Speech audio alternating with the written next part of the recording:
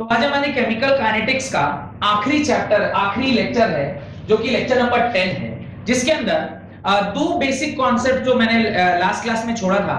क्या क्या मैंने पढ़ाया था पहले वो मैं बता देता हूं आपको। मैंने लास्ट क्लास में आपको बताया होगा what is an Arrhenius equation. तो आर्हेनियस इक्वेशन बताने के क्रम में मैंने आपसे कहा होगा कि Arrhenius equation is a relationship between the rate constant K and temperature. और आपको याद आ रहा होगा जो मैंने एक्सप्रेशन लिखा था वो क्या लिखा था, K is equal to A times e raised to the power minus activation energy by RT, where E is activation energy, K is rate constant, A is Arrhenius constant और प्री एक्सपोनेंशियल कांस्टेंट, इस तरह का कुछ word मैंने use किया था। इसी को पढ़ाते पढ़ाते मैंने जो एक्टिवेशन एनर्जी है उसके बारे में आपको आइडिया दिया था, जहां पे reactant was converting into product, जो कि थ्रेशोल्ड एनर्जी लग रहा था, याद है ना, जिसके ऊपर मैंने आपको एक बार ना वो भी बताया था, लाइफ लेसन भी दिया होगा कि कैसे जीवन में हर बड़े परीक्षा को पास करने के लिए आपको थोड़ा सा अपने एनर्जी को एक थ्रेशोल्ड एनर्जी तक लेके जाना पड़ता है, सो दैट कि आप उस पर्टिकुलर जो बार ऑफ एनर्जी है उसको क्रॉस कर जाइएगा, हाईली अनस्टेबल स्टेट में चले जाइएगा, इतना अनस्टेबल कि बहुत कम समय तक वहां आपको रहना पड़ता है। लेकिन वो अगर नहीं फॉर्म हुआ तो आपको प्रोडक्ट मिलना संभव नहीं है। लेकिन जब प्रोडक्ट मिलता है तो काफी खुशी होती है, जैसे खुशी आज 12th क्लास के रिजल्ट मिलने पर कुछ लोगों को हो रहा होगा, और उसी होने के क्रम में आप देख रहे हैं मिठाइयों का सिलसिला लगा हुआ है। आप लोगों को भी ये याद रखना है कि ऐसे रिजल्ट आने पर मिठाई का डब्बा लेके आना रहता है, ये चीज आपको ध्यान है। ये ट्रेनिंग है ना, सीनियर से ट्रेनिंग लेना चाहिए। अभी थोड़ी देर में वो जो आपका अंशु है जो अच्छा परसेंट 93-94% लाया वो आएगा, ऐसे सब लोग मिठाई का डब्बा लेके आ रहे हैं। वो डब्बा लेना ज्यादा जरूरी है, वेट करना ज्यादा जरूरी। इधर मैंने तो तुम जब लाओगी तब ना, फिर ये कि अभी कैसे बेगानी शादी में अब्दुल्ला दीवाना, अरे नंबर किसी का है, खुश तुम हो रहा है, लगती है कुछ नहीं, मतलब जो आई थी मिठाई देने नहीं ना, लिखे। तो ये सारा चीज हम लोग देख चुके थे। आज की क्लास में मैं दो बेसिक कॉन्सेप्ट देखना, उसके बाद ये चैप्टर कंप्लीट हो जाएगा। पहला है इफेक्ट ऑफ कैटलिस्ट, दूसरा है कोलिजन थ्योरी। हेडिंग डालें इफेक्ट ऑफ कैटलिस्ट, हेडिंग डालें इफेक्ट ऑफ कैटलिस्ट। अब देखिए मैंने आपको कैटलिस्ट के बारे में बताया था, और खास करके जिस बच्चे का एग्जांपल लेके बताया था उस बच्चा भी क्लास में बैठा हुआ है। वो बताया होगा ना, एक बदमाश बच्चा जो क्लास में लड़ाई लगवाता है। देखिए दो बच्चे रहते हैं, उनके बीच में लड़ाई लगवाता है ऐसे करके, नहीं ध्यान आ रहा है, खास करके आर्यन को। तो अभी वो कैटलिस्ट, पता है कौन कौन ये एग्जांपल सुना हुआ है? आप सुने अर्पिता? नहीं सुने? अरे आप भी नहीं सुने तो एग्जांपल देना पड़ेगा, एग्जांपल देना बहुत जरूरी है। ये आर्यन के भी ऊपर एग्जांपल देना चाहिए। अभी क्या है कैटलिस्ट, किसको बोलते हैं, ध्यान से सुनो।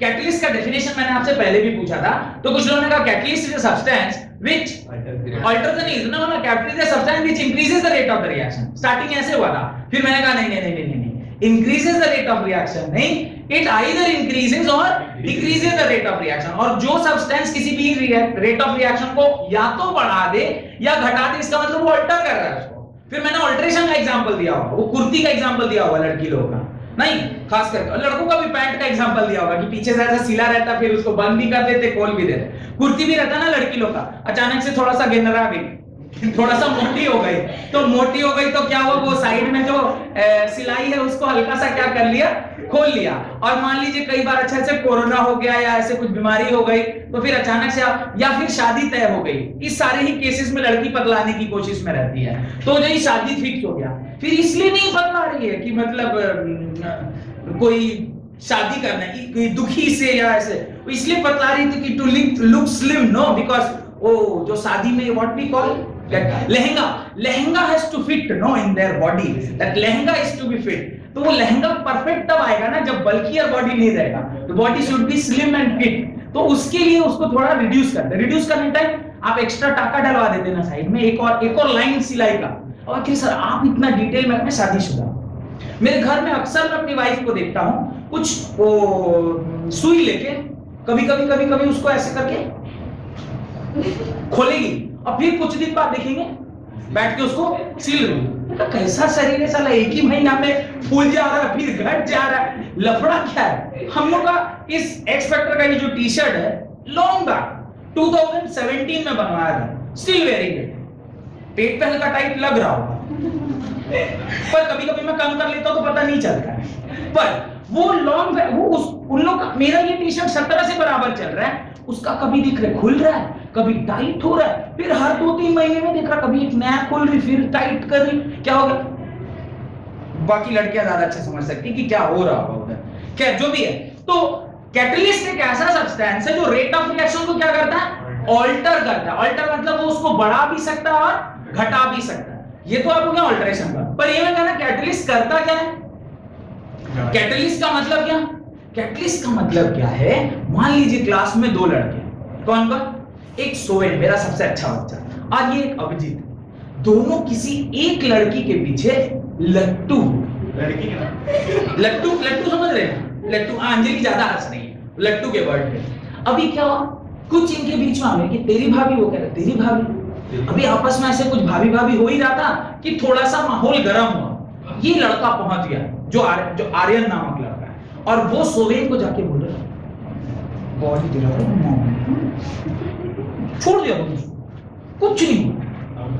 अगले पीरियड में देखो, बस क्लास खत्म हुआ, बाहर जाते जाते तक में तो पूरा बूम बम चालू। ये जो आर्यन है, इस जैसे बच्चे को आप क्या बोलेंगे? एक पॉजिटिव कैटलिस्ट। ये क्या किया? रेट ऑफ रिएक्शन को इंक्रीज करने का काम किया। बॉडी दे रहा था, बताओ भाभी के बारे में इतना खराब खराब बोल रहा था। ये पॉजिटिव कैटलिस्ट। अच्छा, नेगेटिव कैटलिस्ट, उसी टाइम पे एक बच्चा, जैसे मान लीजिए ये देख के भी लग रहा है थोड़ा शांत टाइप का बच्चा, आयुष है, देख के तो लग रहा है, बाकी अभी तो बातचीत करेंगे तो पता चलेगा, तो देख के लग रहा है शांत टाइप का। ये आके इनको बोल रहा है, अरे 12th क्लास में हो, क्यों बेकार में ये सब लड़ाई झगड़ा, अभी 6 महीने के बाद तुम कहाँ अलग पढ़ रहे होगे, वो किसी और कॉलेज में, वो IIT में होगा, तू मेडिकल कर रहा होगा, फिर याद आएगा ये सब दिन। क्यों? He is acting as a negative, is reducing the rate of reaction in yours. वो आग में घी का जो काम होता है वो कर रहा है। अच्छा, अभी उसी टाइम पे लड़ाई झगड़ा क्लास में वो लहका ही है, माने जस्ट घर्षण स्टार्ट हुआ है, फ्रिक्शन स्टार्ट है, उसी टाइम पे टीचर पहुंच गया। अभी देखिए आर्यन का आप वो देखिए एक्सप्रेशन, अरे वो सर कल क्या बोल रहे थे सर, वो केमिकल काइनेटिक्स में क्या pre exponential factor minus EA/RT, हाँ याद आ गया। अभी उसको चेहरा देख के आप पता नहीं कर पाएंगे कि he was the only culprit जो उसको आग लगा के मारपीट करवा दिया। इसका मतलब क्या है? Catalyst is a substance which alters the rate of reaction even if it takes part in a chemical reaction remains unchanged. कुछ लड़ाई हो रही कि कुछ हल्ला ना हो, पता नहीं चला। Remains unchanged by the end of the reaction physically and chemically. ये इसका डेफिनेशन लिखिए। A catalyst is a substance which increases the rate of reaction, or decreases the rate of reaction. Catalyst is a substance which increases the rate of reaction or decreases the rate of reaction, that is altering of a reaction, that is altering the rate of reaction, that is altering the rate of reaction, comma, even if it takes part in a particular chemical reaction, even if it takes part in a particular chemical reaction, it remains unchanged. It remains unchanged both physically and chemically, by the end of the reaction. By the end of the reaction. Full stop. अब देखिए, ये एक example मैं लिख रहा हूं। Example है twice of KClO3 gives 2 times KCl plus 3 times O2। ये ऐसा तब होता है जब आप यहां पर MnO2 as a catalyst use करते हैं। और कैटलिस्ट को आप कैसे यूज कर रहे हैं? Powdered form. कोई बताएगा why we are using catalyst in its powdered form? इसको मैंने हाँ दिया, बताइए। ऑब्वियसली आपको याद होगा मैंने characteristics of rate of reaction लिखवाया था कि कैसे कैसे किन किन पैरामीटर्स के ऊपर डिपेंड करता है। तो उसमें आता है नेचर ऑफ सब्सटेंस, उसमें आता है रेट ऑफ वो ये surface area, presence of light, और क्या क्या फैक्टर आया था? टेम्परेचर था, और नेचर ऑफ द सब्सटेंस की क्या सर रिएक्टेंट का कंसंट्रेशन कितना ज्यादा। तो उसके अंदर हमने देखा था जो कैटलिस्ट होता है वो अगर पाउडर्ड फॉर्म में है तो उसका सरफेस एरिया ज्यादा होगा तो ज्यादा आसानी से वो रिएक्शन को क्या कर जाएगा, करवाएगा।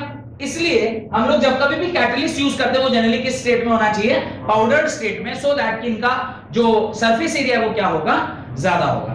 तो ये एक एग्जांपल उसके नीचे लिखे हैं, write this example.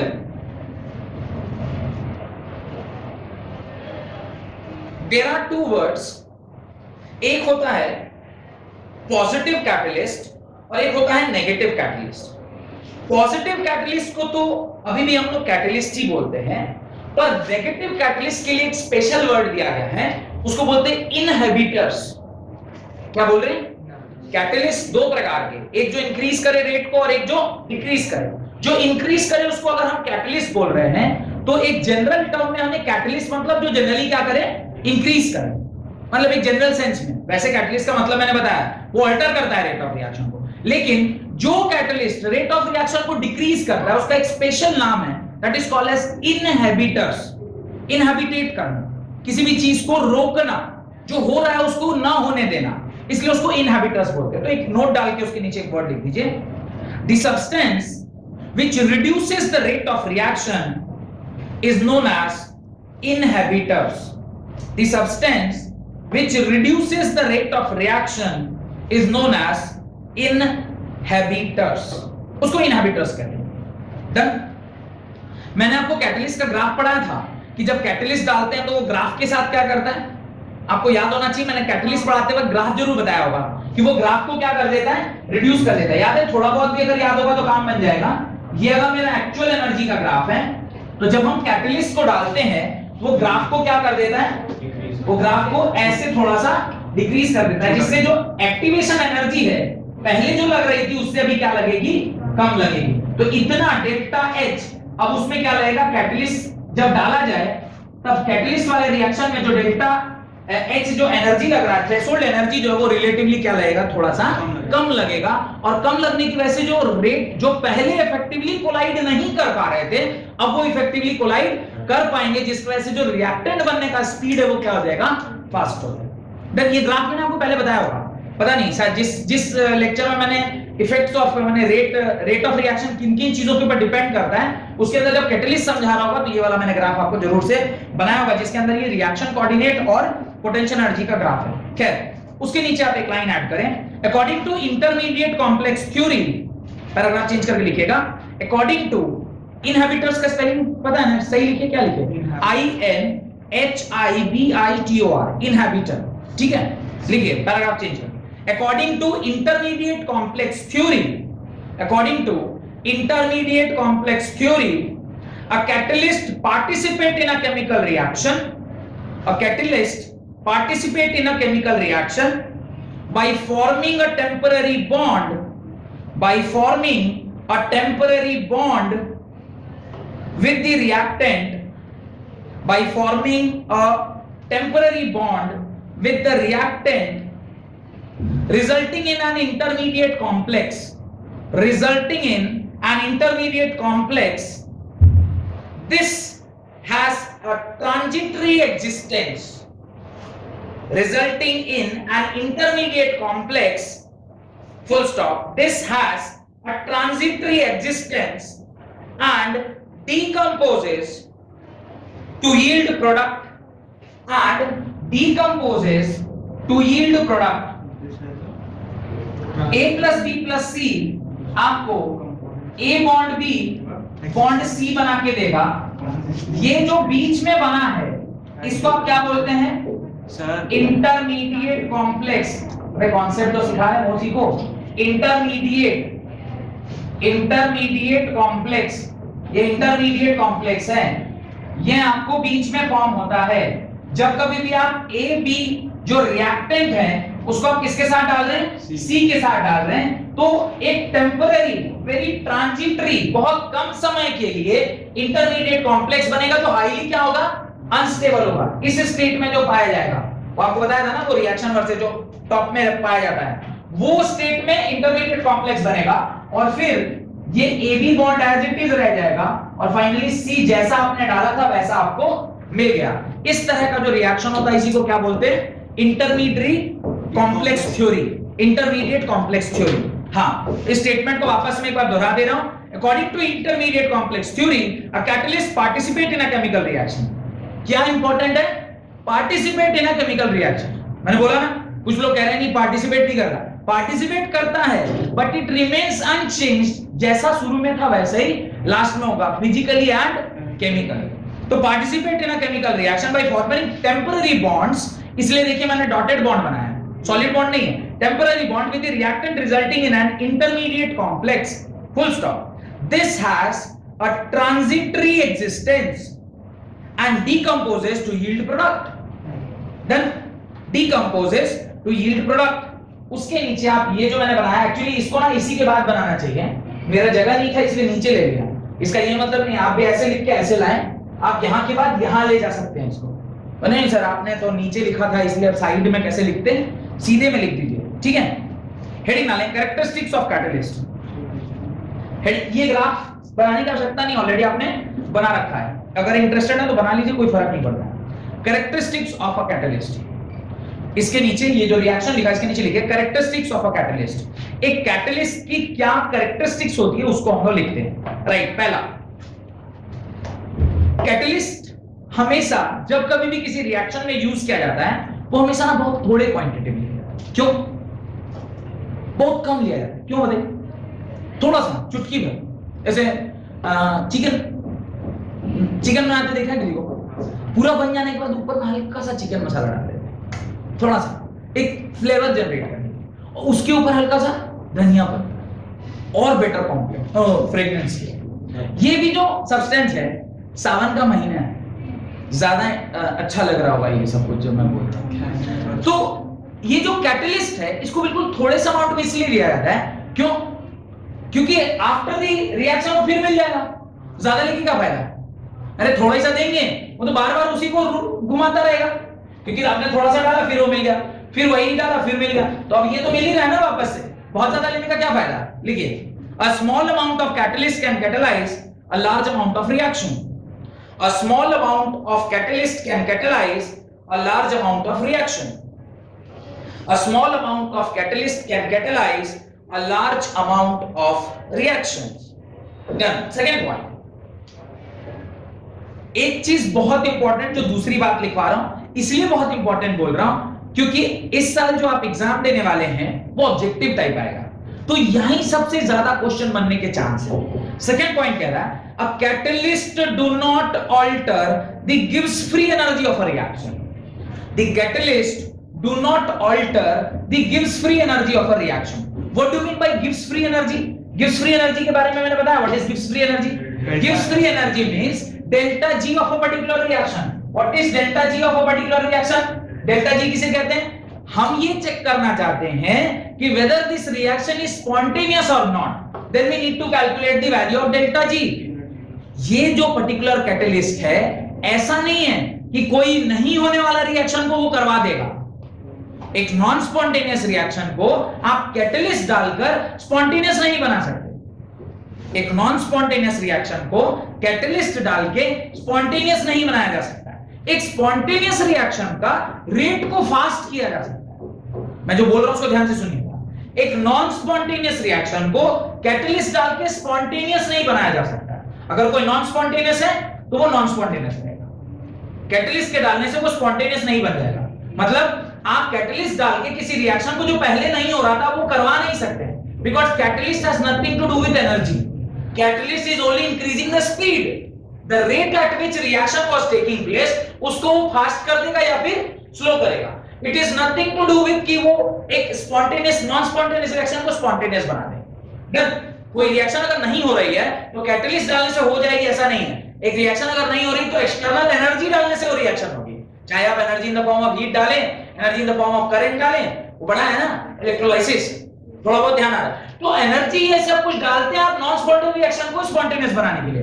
Catalyst has no relationship with energy, catalyst only increases the speed at which reaction is taking place. इसलिए उसने क्लियरली लिखा, a catalyst do not alter the गिव्स free energy of a reaction. वो उसकी गिव्स free energy of the reaction को alter नहीं करता। अगर स्पॉन्टेनियस है तो भी ठीक, नॉन स्पॉन्टेनियस है तो भी ठीक, वो सिर्फ इतना ही करेगा कि उसके स्पीड को क्या कर देगा, बढ़ा देगा। Next point, it does not change the equilibrium constant, it does not change the equilibrium constant.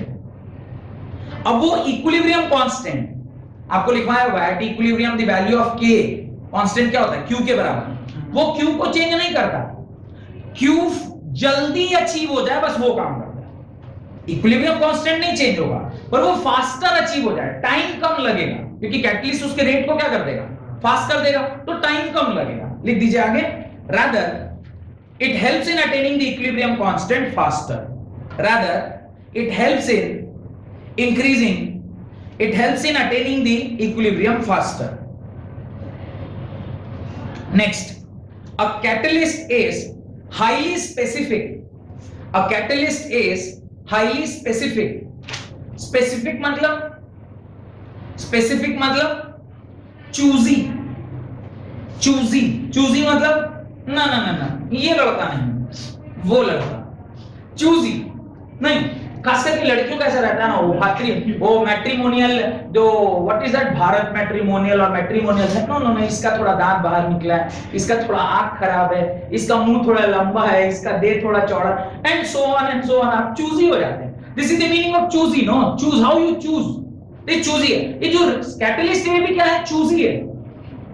Her reaction में अगर आप एक ही, अभी KClO3 को KCl+3O2 या MnO2 लगा, जरूरी नहीं कि जब जब आपको कोई भी रिएक्शन करानी है उसमें MnO2 डालेंगे, नहीं, every reaction will have a different type of catalyst. ऐसा नहीं कि MnO2 एक कैटलिस्ट है, अच्छा मेरे को पता चल गया yes MnO2 is a catalyst, अभी कोई भी रिएक्शन करो उसमें आप क्या डाल दो, MnO2, नहीं, नॉट पॉसिबल। MnO2 सिर्फ इसी रिएक्शन में काम आएगा, चूजी है, यही लड़का चाहिए, कोई भी नहीं चलेगा। वो गाना गा रहा है, हाँ तू है, वो ऐसे नहीं कि कोई भी है, तू कोई भी है, ऐसा नहीं, पूरा स्पेसिफिक चूजी है, वो एक रिएक्टेंट स्पेसिफिक, रिएक्शन स्पेसिफिक, एक रिएक्शन में यही डालेंगे तो ही ये प्रोडक्ट बनेगा, किसी भी रिएक्शन में ये डालेंगे तो ये प्रोडक्ट बनेगा ऐसा नहीं, बट चूजी है बहुत। A catalyst is highly specific in nature. Next point, a catalyst never starts a reaction which has no tendency to produce, which has no tendency to proceed. A catalyst never starts a reaction which has no tendency to proceed. Tendency to proceed मतलब समझ रहे हैं, वो होना चाहता है या नहीं होना चाहता है, that depends upon spontaneity. कोई रिएक्शन होगा कि कोई रिएक्शन नहीं होगा, ये उसकी स्पॉन्टेनिटी डिसाइड करती है। कैटलिस्ट को इससे कोई लेना देना नहीं है। क्या कह रहा है, a catalyst never starts a reaction which has no tendency to proceed। अगर वो नहीं जाना चाहता है प्रोडक्ट की साइड पे, आप लाख कैटलिस्ट डाल दीजिए, अगर उसको उधर नहीं जाना है तो वो नहीं जाएगा, अगर जाने वाला होगा कि इसको फास्ट ले जाएगा, दैट्स इट। इसका इसमें कोई रोल नहीं है कि वो रिएक्शन को करवा दे, एक नॉन स्पॉन्टेनियस रिएक्शन को स्पॉन्टेनियस बना दे, इसका उसमें कोई रोल नहीं। हेडिंग डालें, collision theory of a chemical reaction, heading डालिए, collision theory of a chemical reaction. Already आपको कोलिजन थ्योरी के बारे में पता है, ऑलरेडी आपको कोलिजन थ्योरी के बारे में पता है। What is a collision theory? Collision theory कहती है कि always there should be a effective collision. कैसा होना चाहिए? इफेक्टिव कोलिजन होना चाहिए। नॉन इफेक्टिव कोलिजन से काम चलने वाला नहीं है, तो इफेक्टिव कोलिजन होना चाहिए। इफेक्टिव कोलिजन का एग्जांपल मैंने आपको अंजलि के ऊपर दिखाया था, थप्पड़ मार के, याद आ रहा है? नहीं याद आ रहा? हाँ अंजलि, या आपको तो याद होगा कैसे मारा था? ऐसे अंजलि का गाल है और उसके ऊपर चट से, अरे तुम क्या ये वाला गाना गा रहे हो, चट देनी मार देनी पूछ के तमाचा, ही जी हंस देनी टिंकिया के पापा, हैं ये वाला गाना तुम क्यों गा रहे? तो वो चट से जो लग रहा है, it is effective only when कि अंजलि का गाल, भाई अंजलि का गाल, किसी का गाल जब मेरा हाथ बराबर से बजे, दैट इज इफेक्टिव। अगर मैंने ऐसे मार रहे, ये तो इधर से ठीक गया, पर ये जो गाल है वो ऐसे हो गया, गड़बड़ा गया, गाल ऐसे ऐसे गड़बड़ा गया, वो इफेक्टिव नहीं हुआ। इफेक्टिव होने के लिए कंडीशन क्या है? It should be a perfect collision. इसको बोलते हैं हेड ऑन कोलिजन। क्या बोलते हैं? Head on collision. आपने केमिकल बॉन्डिंग चैप्टर में पढ़ा होगा SS overlapping, PP overlapping, SP overlapping. PP overlapping ऐसे भी होता है, साइडवेज, याद है ना? कुछ कुछ थोड़ा थोड़ा याद आ रहा होगा, ऐसे ऐसे दिखाया होगा, this was a PP, sideways overlapping. अच्छा साइडवेज ओवरलैपिंग से क्या बनता था? Pi bond. आपने एसएस ओवरलैपिंग कराया होगा, एसएस ओवरलैपिंग से क्या बनता है? Sigma bond. whenever the collision is effective the bond is ताकतवर, स्ट्रेंथ ऑफ बॉन्ड ज्यादा है। क्यों? कोलिजन इफेक्टिव हुआ, इफेक्टिव कोलिजन हुआ तो परफेक्ट ग्रिप बना। अभी साइड माइंड से ऐसा कुछ हो रहा है, ऐसे साइडवेज ओवरलैपिंग हुआ, कई बार ना भी हो, प्रोडक्ट भी ना बने, ऐसा भी हो सकता है। तो ये जो थ्योरी है ये किसने दिया था? लिखिए, आर्हेनियस ने हमें ये बता दिया कि भाई जब कभी भी कोई केमिकल रिएक्शन होगा वो टेम्परेचर होगा। अच्छा मुझे बताइए, टेम्परेचर के बढ़ने से क्या इफेक्टिवली कोलाइड करने वाले पार्टिकल बढ़ेंगे? मैंने आपको बताया है, टेम्परेचर 10 डिग्री सेल्सियस से बढ़ेगा तो रेट कांस्टेंट की वैल्यू डबल हो जाएगी। एक ग्राफ लिखा है, याद आ रहा है? और ग्राफ को भी बताया होगा कैसे उसका ग्राफ ऊपर चला जाता है, थोड़ा सा ग्राफ सीक्वेंस के ऊपर चला जाएगा, नंबर ऑफ इफेक्टिव कोलिजन होने वाले जो एटम्स है वो बढ़ जाते हैं। तो आरएनएस ने बोला कि टेम्परेचर के बढ़ने से इफेक्टिवली कोलाइड के की वैल्यू बढ़ेगी, और के की वैल्यू बढ़ेगी मतलब इफेक्टिव कोलिजन बढ़ जाएगा। तो कुछ साइंटिस्ट ने, जिनका नाम मैं बोलता हूं आपको, Max Trautz and William Lewis, Lewis को तो सब जानते हैं, William Lewis and Max Trautz, in the year 1918 इन्होंने क्या बोला कि आप जो आर्हेनियस भाई साहब इक्वेशन दिए हैं, K is equal to AE में दिस, इसमें सब कुछ सही है, पर कोलिजन थ्योरी लगने वाला, कोलिजन जो थ्योरी माने कोलाइड जो कर रहे हैं, इफेक्टिव कोलिजन होने वाला एक पैरामीटर अगर इस फॉर्मूले के आगे डाल दिया जाए, किस फॉर्मूले के आगे? जो आर्हेनियस ने दिया था, उसने बोला इसी को थोड़ा सा संशोधन कर दीजिए, और संशोधन करके एक एक्स्ट्रा Z वहां ऐड कर दीजिए। वो Z किस चीज को दिखाएगा? वो Z दिखाएगा इफेक्टिव कोलिजन को। इफेक्टिव कोलिजन होने वाला जो पैरामीटर है उसको भी आप डाल दीजिए, क्योंकि आपके हिसाब से हर एटम रिएक्टेंट का किसमें बदल जा रहा है? प्रोडक्ट में। लेकिन ऐसा नहीं है, only 80 to 85% which are actually colliding in a perfect manner, effectively colliding, वही प्रोडक्ट बन रहा है, बाकी प्रोडक्ट नहीं बन पा रहे। बात समझ नहीं? इसी चीज को खाली लिख लीजिए और आज की क्लास खत्म हो जाएगी। Right? Collision theory is based on kinetic theory of gases. Collision theory is based on kinetic theory of gases. It was proposed by Max Trott, T-R-A-U-T-Z, Max Trott and William W-I-L-L-I-A-M, William Lewis, L-E-W-I-S, in Max Trott, T-R-A-U-T-Z, and William Lewis in 1918, which provides a greater insight into energetics and mechanics. Energetics and mechanics. Energetics means what? Concept related to energy of a reaction. Mechanics means what? The process by which the reactant is converted into product. Energetics and mechanics of a particular reaction. लिखें, according to this theory, full stop देके paragraph change. According to this theory, the reactant molecule assumed to be, according to this theory, the reactant molecule are assumed to be hard spheres, and reaction is postulated to occur, and reaction is postulated to occur when molecules collide each other. When molecules collide each other. मैं वापस एक बार और बोल रहा हूं. According to this theory, the reactant molecules are assumed to be hard sphere, and reaction is postulated to occur when molecules collide with each other. और जो constant वहां पर आया उसको हमने लिखा ZAB. Where is ZAB? ZAB is A और B जो रिएक्टेंट थे उनके बीच में इफेक्टिव कोलाइड होने वाले नंबर. Z is what? लिखिए आगे, the number of collisions per second. Z is what? ये जो फॉर्मूले में Z मैंने लिखा वो क्या है? लिखिए, the number of collisions per second per unit volume of a reaction mixture. The number of collisions per second per unit volume of a reaction mixture is called collision frequency. Is called collision frequency.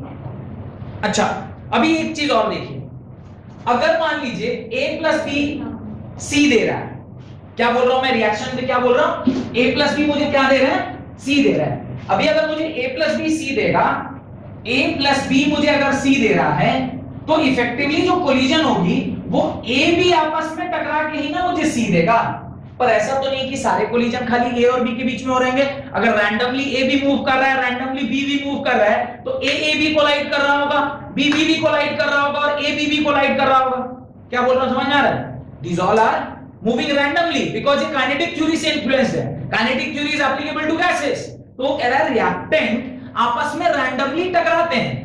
तो अभी randomly घूम रहे हैं, A से टकरा सकता है, B से टकरा सकता है, A B से टकरा सकता है। प्रोडक्ट कब फॉर्म होगा, जब A B से टकराएगा। पर टकराया तो A भी साथ में और B B से, इसीलिए बोल रहे हैं जो कोलिजन है, this is the number of collisions per second per unit volume of the reaction mixture. इसको हमने ZAB से डिनोट किया because effective collision of what, all the reactant जो कोलाइड करके क्या देने वाले हैं, प्रोडक्ट। ना कि रिएक्टेंट अपने अपने में कोलाइड करके जो प्रोडक्ट नहीं मिल रहा उसका मुझे कोई फायदा नहीं।